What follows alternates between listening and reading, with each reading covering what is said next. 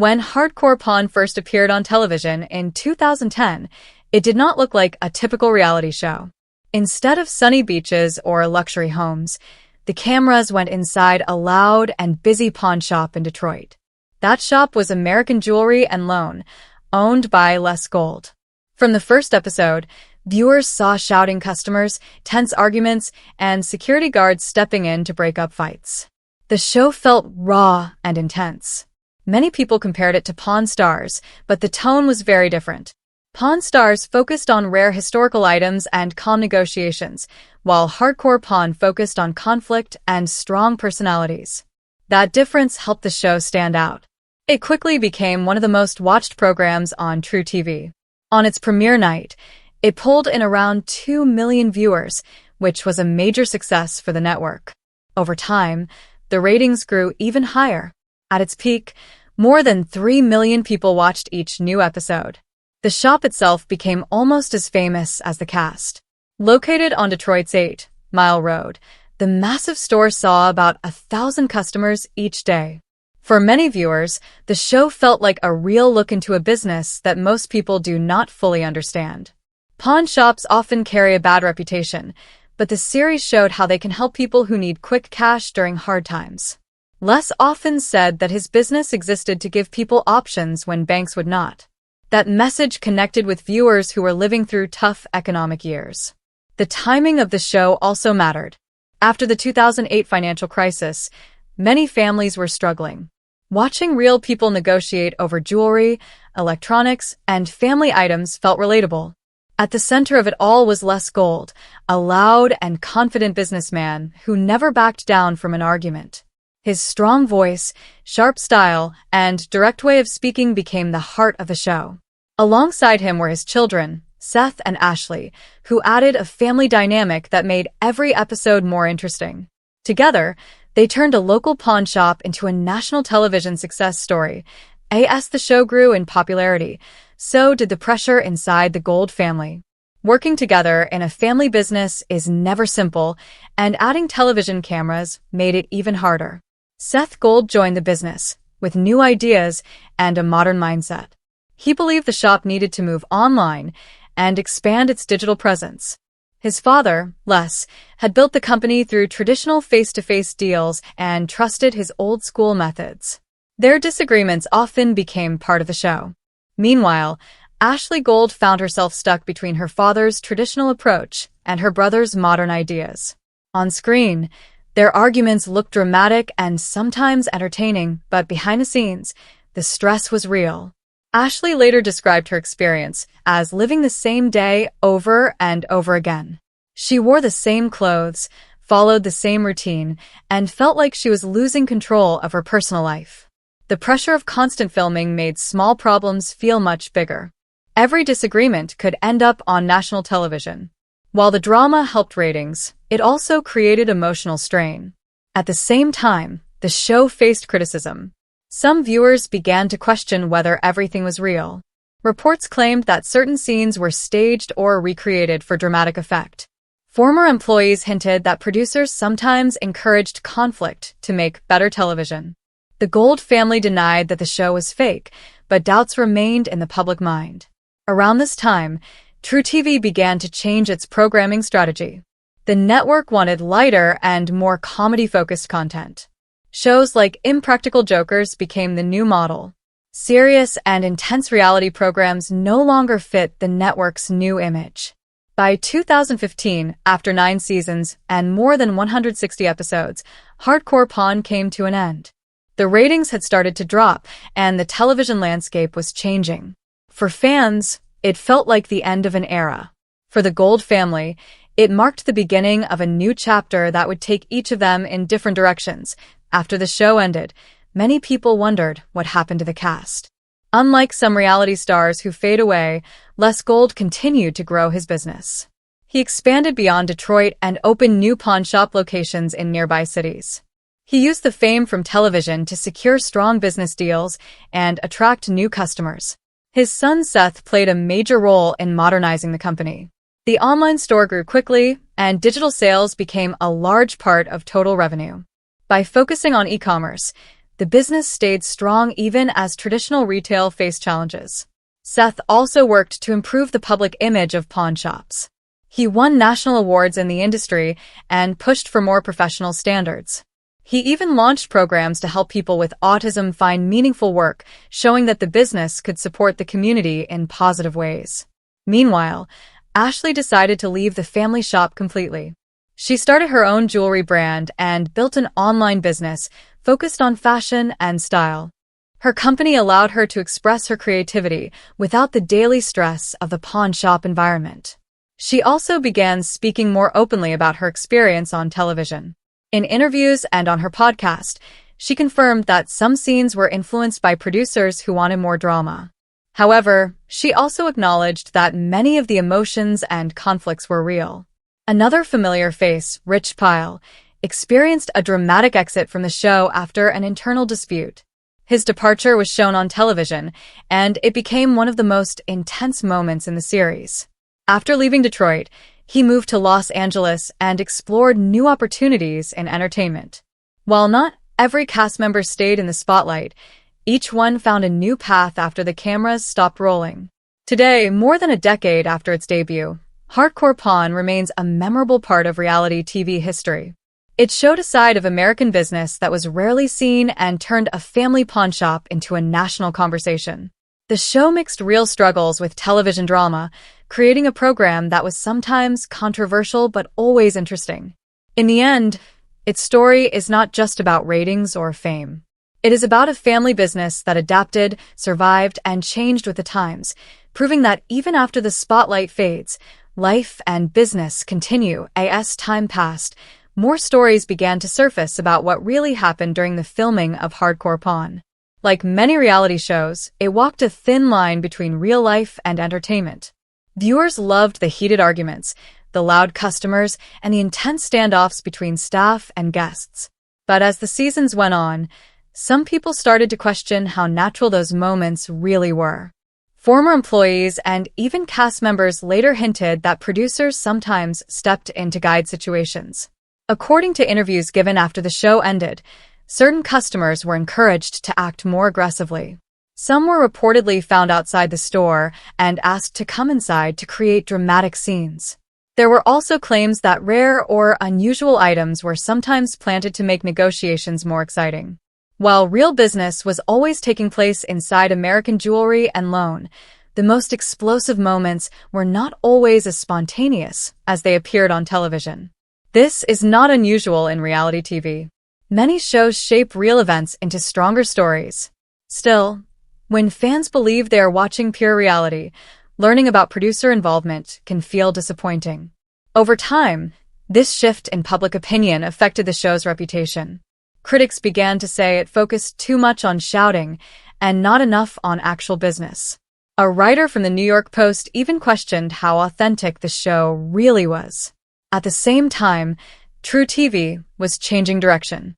The network wanted lighter, more humorous programming instead of serious conflict-driven reality. This shift made shows like Impractical Jokers the center of attention. Compared to prank-based comedy, Hardcore Pawn felt intense and heavy. As ratings slowly declined, the decision to end the series became easier for the network.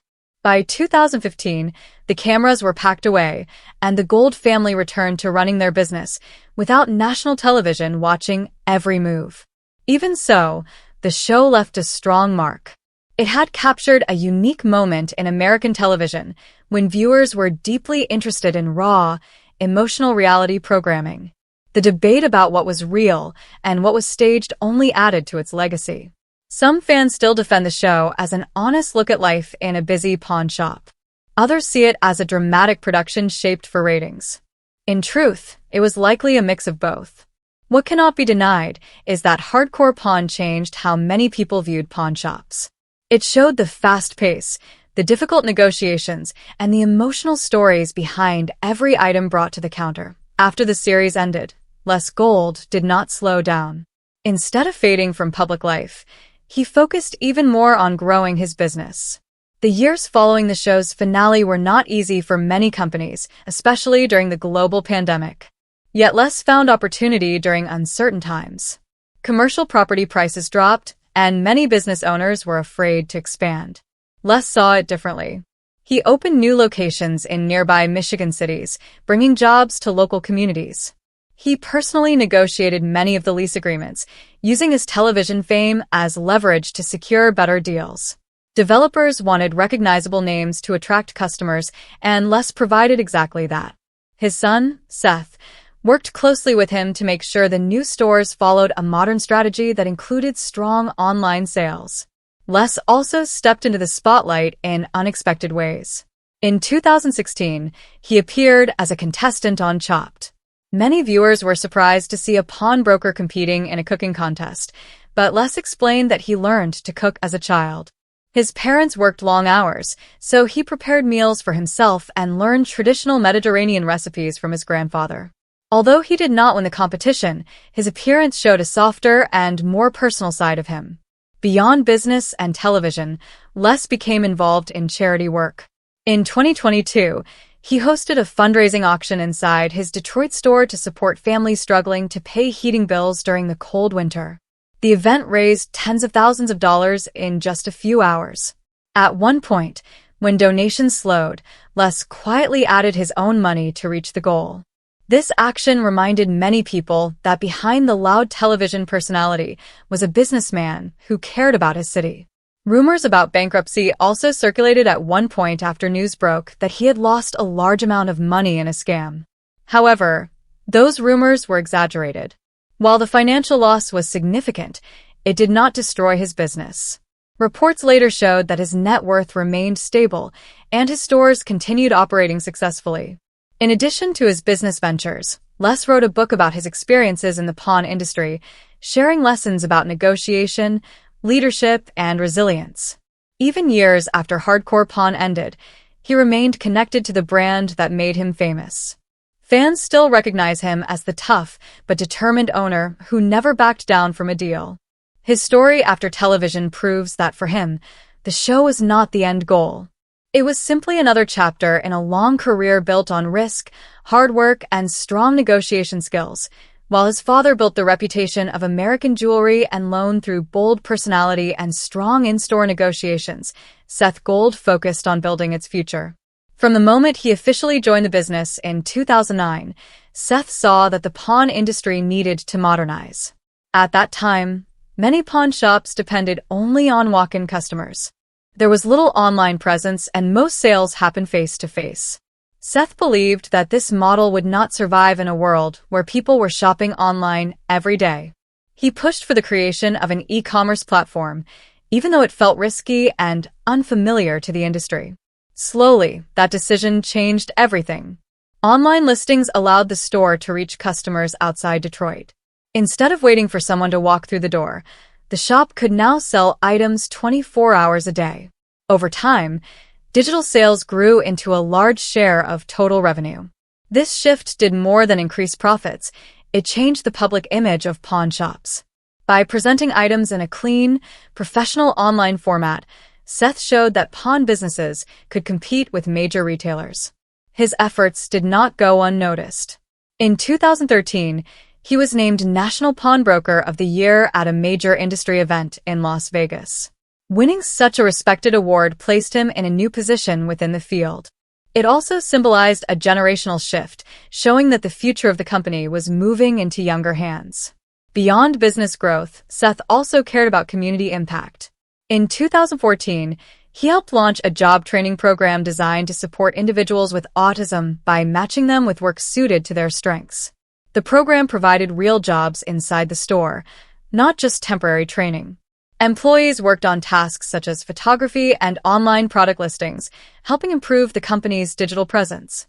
Seth often explained that this was not charity, but smart business combined with social responsibility. By giving people meaningful work, the company benefited from their skills while creating opportunity. In 2019, he launched an online loan renewal service that allowed customers to manage pawn agreements without visiting the store in person. This was especially helpful during the pandemic, when physical visits became more difficult. Through each step, Seth showed that the pawn industry could adapt to new technology without losing its core purpose. His approach balanced tradition with innovation. While his father remained the public face of toughness and negotiation, Seth quietly built systems that ensured long-term stability. Together, their partnership demonstrated how a family business can evolve across generations while staying true to its roots. For Ashley Gold, life after Hardcore Pawn was about finding peace and independence. During the years on television, she was often seen arguing with her father or negotiating with difficult customers. Viewers watched her handle tense situations with strength, but few understood the emotional cost behind those scenes. Filming a reality show while working full-time in a high-pressure business created constant stress. Ashley later explained that she felt trapped in a repeating cycle.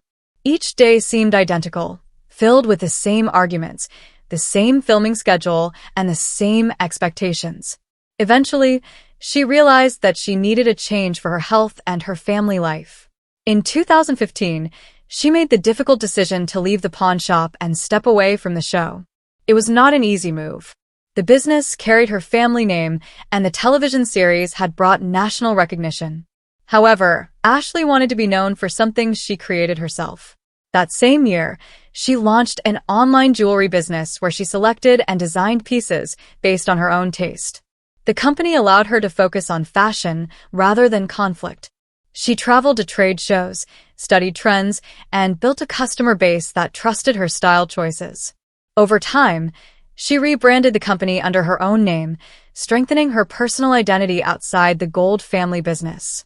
She also began speaking more openly about her television experience. Through interviews and a podcast, she discussed the reality of filming, confirming that producers sometimes encouraged stronger reactions to create drama. She did not deny that real emotions existed, but she explained that editing and direction shaped how events appeared on screen. During the pandemic in 2020, Ashley faced a new challenge as a parent guiding her children through remote schooling while managing her business. Unlike her years on television, she now had control over her schedule. Instead of filming long hours, she focused on family time and building her brand. This balance gave her a sense of stability that had been